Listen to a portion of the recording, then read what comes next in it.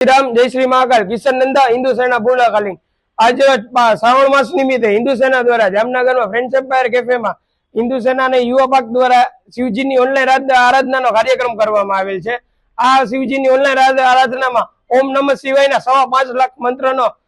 भारत तथा गुजरात बार तथा भारत बार अमे जाप करवामां आवे छे। अलग अलग जगह मंत्रों मोकलेल छे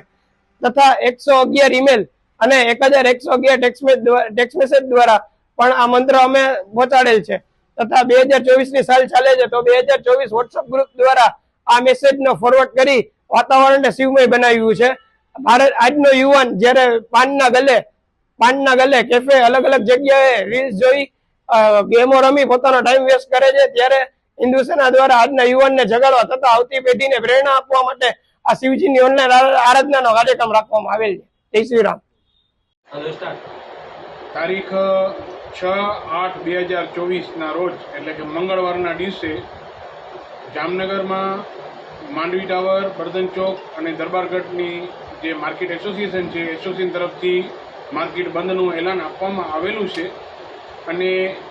જે બંધના એલાનની અંદર અમે દરબારગઢથી રેલી સ્વરૂપે અહીંથી રેલી કાઢી બધા વેપારીઓની અને